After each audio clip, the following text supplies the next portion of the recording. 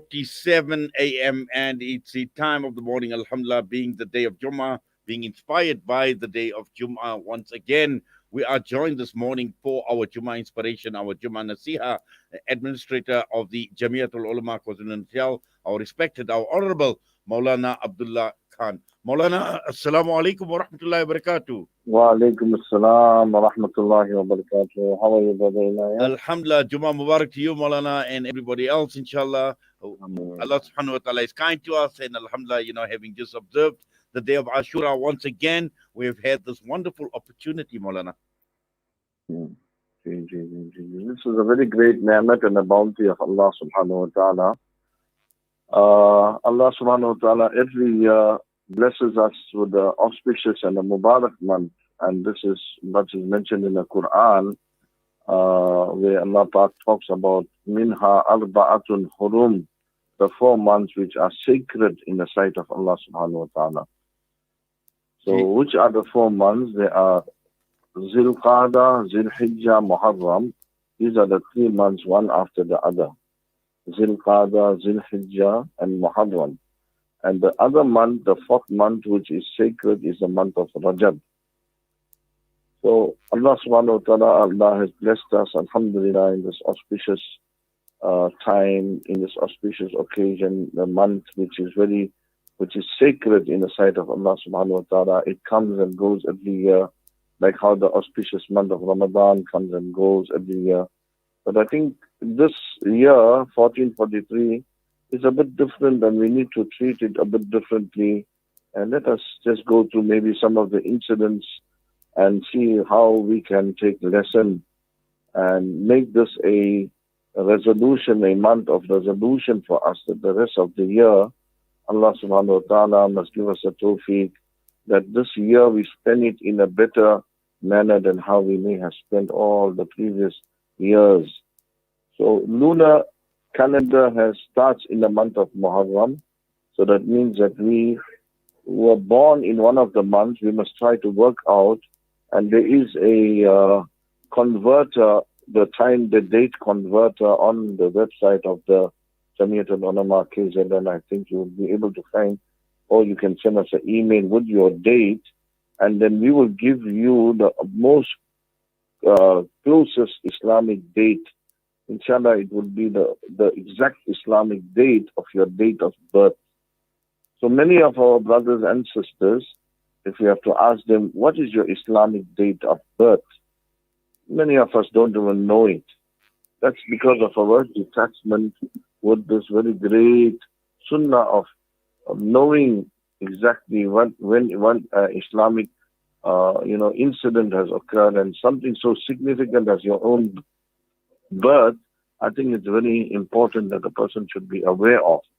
Similarly, the lunar calendar, we must understand that it is very significant and important, because I'll explain a masla, and many people, they don't realize the importance of a lunar calendar, especially in so far as your fulfillment of your zakat is concerned.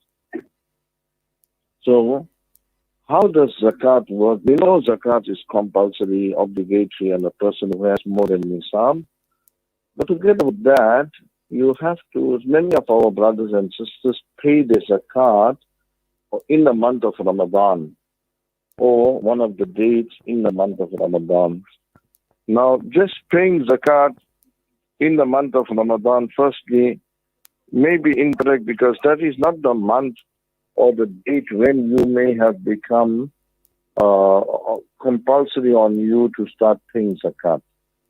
So you have to have a lunar date on which you became a person on whom had more than nisab, and now zakat is compulsory on you. If 12 months pass, 12 lunar months pass, and you have still more than the zakat nisab. So Brother Inayet, many people make this mistake. And one of the easy ways for the lady to remember that if you are living under your father, and then on the date that you got married, your husband gifted you your meher, or your husband gifted you some gold, etc. And now all of a sudden, from after living under your father's home and not having much, or just having little expenses from what your father used to give you. Now, when you got married on that particular date, you became a person who is a rich person. And 12 months pass, and you still got that gold Kruger coin that your husband gifted you, or the jewelry that your husband gifted you. So on that particular Islamic date of the date of your marriage, which may have been, for example, you got married yesterday, the 19th of August. But the 19th of August, Islamically, was actually what date? It was the 10th of Muharram. So every year, the 10th of Muharram, you have to work out your zakat, and you have to fulfill that obligation of paying the zakat. And the difference between the solar calendar and the lunar calendar. The lunar calendar is 10 days shorter than the solar calendar. So that 10th of Muharram will not come every year on the 19th of August. But next year, when it is the 10th of Muharram, and it might be the 10th of August or the 9th of August, it's already the 10th of Muharram. Your obligatory duty of fulfilling zakat becomes obligatory on that particular date. So many of our brothers and sisters, they only think that they must pay the zakat at the time when it is the month of Ramadan, failing to understand that the zakat has to be worked out on the date of which you became obligatory on you to pay pay zakat, or you had more than nisab. So this is a very important masla, and I thought I'd rather share it at this particular moment, especially since it is the month of Muharram. So the first thing I had mentioned is try to work out and know exactly what is your date of birth as far as the lunar calendar is concerned. Secondly, try and remember and work out, you should be actually writing it, when you became zakatable, in the sense that you had more than nisab. And next year, if on the same date you had more than nisab, then zakat is obligatory. You have to work out your assets and your liabilities, minus the assets and liabilities, whatever remains, you have to pay 2.5% zakat on that. And it's very important that we ensure that we pay our zakat in a proper manner. Allah subhanahu wa ta'ala protects, the Nabi mentioned that protect your wealth and your belongings by the fulfillment of zakat. So Allah ta'ala gives the tawfiq. The other important aspect for us to also remember during this Mubarak and auspicious month is that this is a month which Islam, the historical events that have taken place, tells us of the sacrifices made for the deen of Islam by the family of Rasulullah sallallahu alaihi wasallam and the Sahaba Kiram and Rasulullah sallallahu alaihi wasallam as well, because there were a lot of trials and tribulations that they had to go through. If you turn the pages of history, you will realize and you will understand that the martyrdom of Hazrat Umar radiallahu ta'ala anhu has taken place during an auspicious and Mubarak month. You will also find the sorrow on the heart of Rasulullah sallallahu alaihi wasallam during this period of time when he lost his wife. He also lost his uncle, and he lost his, those that were close to him. So the trials and tribulations that came upon him, so much so one particular year was known to be the year Amul Huzn, the year of grief. So we learn that trials and tribulations will come upon this ummah. It's not that it's going to be easy and it's going to be, most comforting and most easy for us. But we start off the year with trials, with tests and tribulations. But together with this, we must remember that Allah subhanahu wa ta'ala is the one who controls everything. Allah in His hands has the control of everything. And complete dependency, complete submission to the will of Allah subhanahu wa ta'ala is something that we must aspire, something that we must constantly make dua for, Make this year a year of dua. See how much time we are spending in seeking and beseeching from Allah subhanahu wa ta'ala with regards to our needs. For we have realized with whatever has transpired in the last year that no one has control of anything in its entirety besides Allah subhanahu wa ta'ala.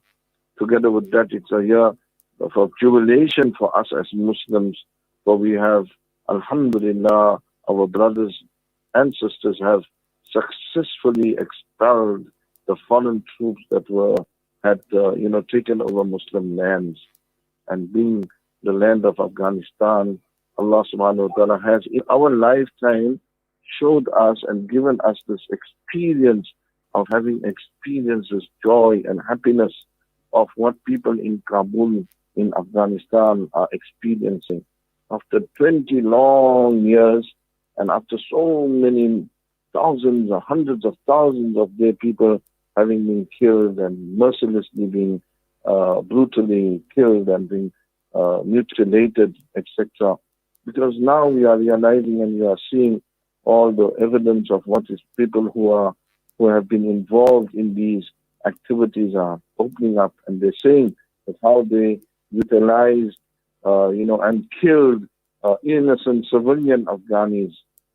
So firstly, we make dua that Allah subhanahu wa ta'ala accept their sacrifices, their mujahada, and the fact that they have given their life for the fact that they had preserved and protected the life of an individual and not given him and handed him over for anyone to, just take decisions.